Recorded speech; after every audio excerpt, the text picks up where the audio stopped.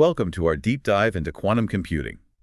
It's not about faster computers. It is a whole new way of thinking about information. Yeah, you're talking about harnessing the power of quantum mechanics to do things that are just impossible for the computers we use today. All right, color me intrigued.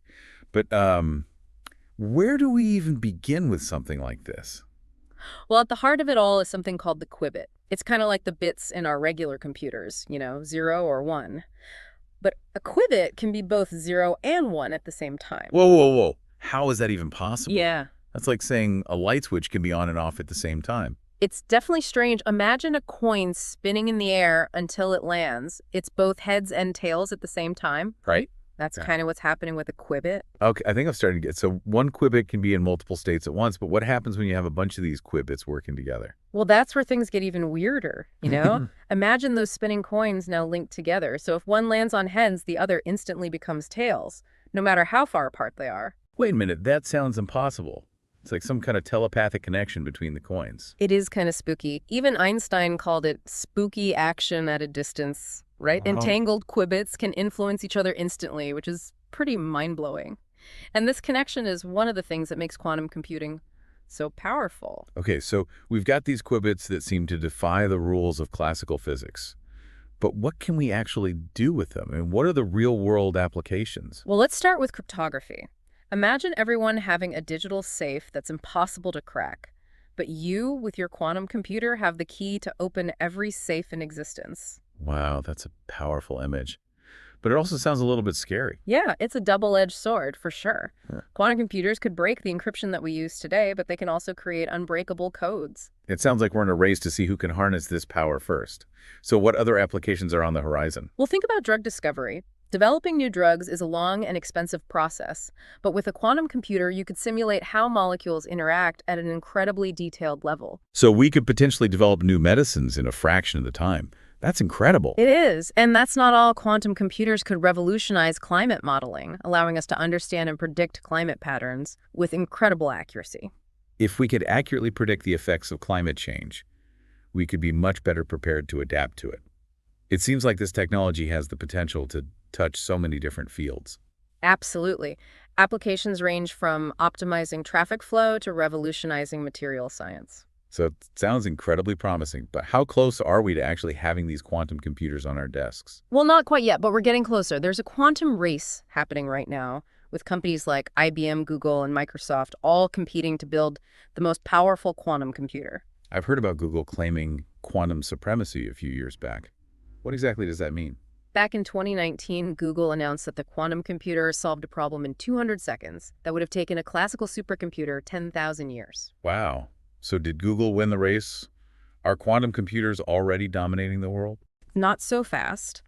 IBM challenged Google's claim, arguing that their classical supercomputer could have solved that same problem much faster. So the debate over what quantum supremacy really means is still ongoing. Ah, so there's some healthy competition in the quantum world. It sounds like progress is being made. Yeah, But are there any major roadblocks we need to be aware of?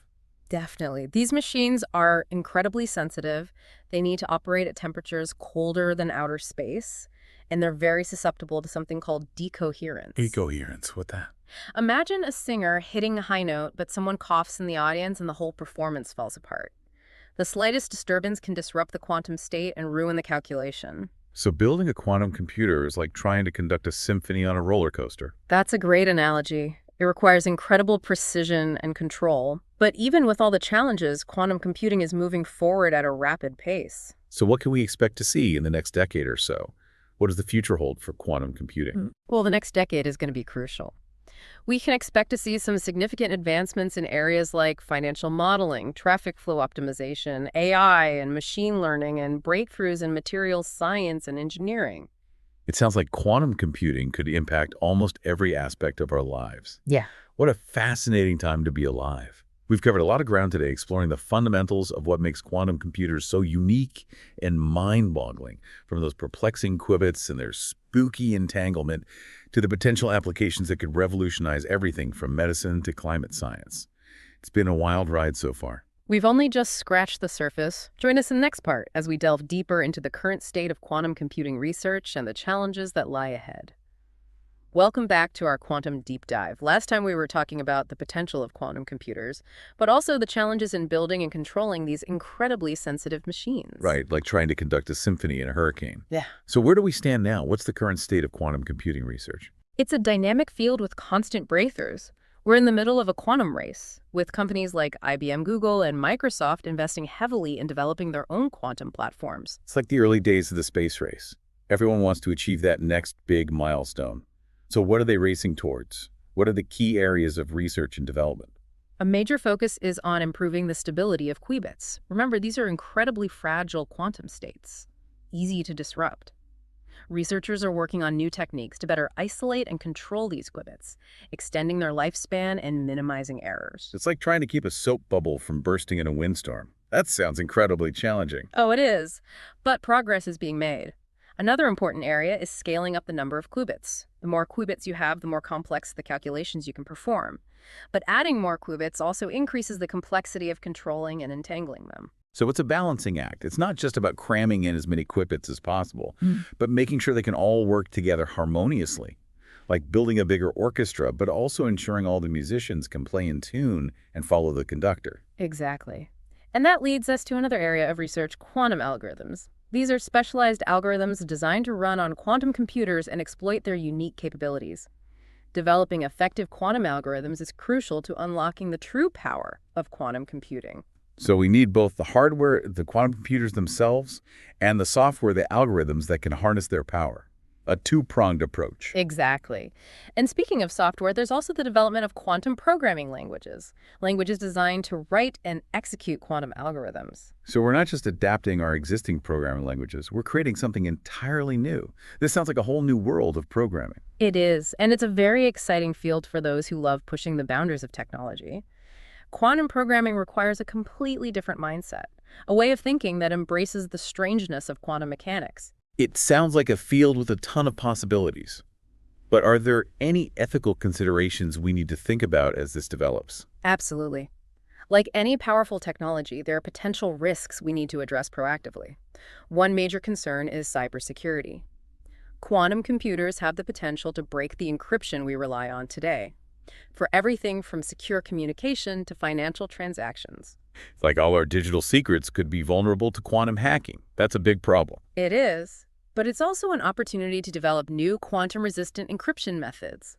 Researchers are already working on post-quantum cryptography.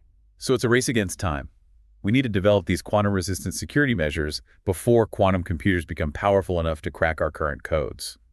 What about the broader societal impacts? How do we make sure this technology benefits everyone? That's a crucial point. We need to make sure that the benefits of this technology are distributed fairly and don't worsen existing inequalities. So it's not just a technological challenge. It's a societal one. We need to make sure quantum computing benefits humanity. It's like we're standing at the edge of a new world, a world full of wonder and uncertainty. You're absolutely right. The quantum era is here, and it's time to start asking the big questions. We need to engage with this technology in a way that is both informed and responsible. It's a fascinating and challenging time to be alive. It feels like we're at the beginning of a technological revolution, one that could reshape our world in huge ways. And it's our responsibility to guide this technology towards a future that is both prosperous and equitable. The choices we make today will shape the quantum landscape for generations to come. That's a responsibility we shouldn't take lightly. We need to approach quantum computing with a sense of wonder and purpose. We've covered a lot of ground in this part of our quantum computing deep dive. We've explored the current state of research, from the race to build stable qubits in the development of quantum algorithms to the ethical considerations and potential societal impact. We've just scratched the surface, but I hope this has given you a glimpse into the fascinating world of quantum computing. Welcome back to the final part of our quantum computing deep dive. So far, we've explored the fundamentals, the current state of research, and the challenges that lie ahead. But now it's time for the fun part. Let's talk about some of the mind-blowing possibilities that quantum computing might unlock in the future. Yeah, it's really exciting to think about what might be possible. You know, we're still in the very early stages of understanding what this technology could do, but the potential is huge. All right, I'm ready for some speculation. Where do we even begin? Well, let's start with artificial intelligence. Imagine AI systems powered by quantum computers capable of processing information and learning at speeds that are just unimaginable today. So we're not just talking about AI that's faster, but fundamentally different. Exactly. We could see breakthroughs in machine learning, natural language processing, and maybe even the development of AI that's truly sentient. Whoa, sentient AI. That's a game changer. What other far-out possibilities are we considering? Quantum computing could revolutionize materials science. Imagine designing new materials atom by atom. Materials that are stronger, lighter, more durable, or have completely new properties that we've never seen before. So we could create things that have never existed before. Exactly. It's like having a molecular Lego set, allowing us to build materials with specific properties.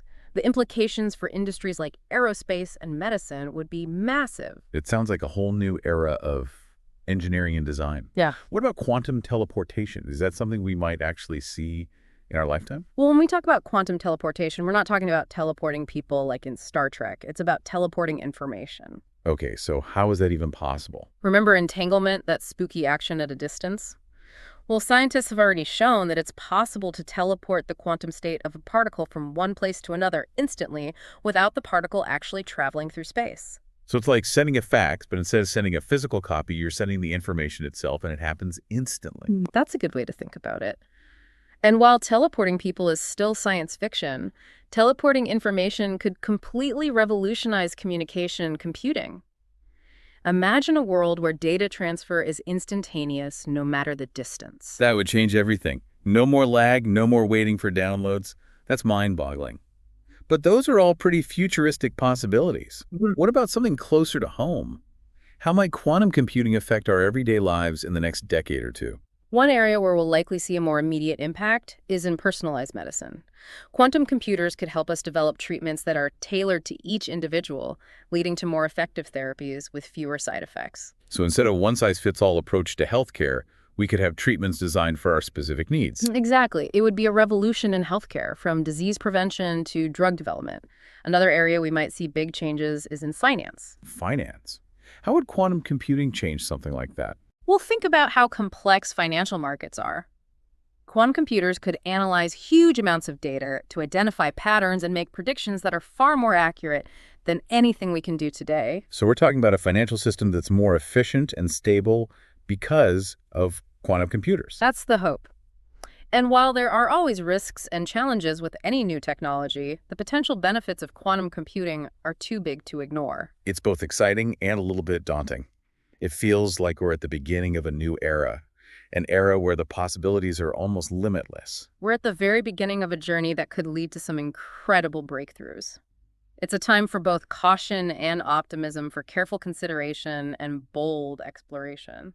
It's a time to keep our minds open to new possibilities, to embrace the unknown, and to recognize that the future of computing, and maybe even humanity itself, is connected to this quantum realm. Well said. So we've reached the end of our deep dive into quantum computing. I hope this has left you with a sense of wonder, a desire to learn more, and maybe even a little bit of that quantum entanglement we've been talking about. Thanks for joining us on this journey. Until next time, keep questioning, keep exploring, and keep your mind open to the incredible possibilities of the quantum universe.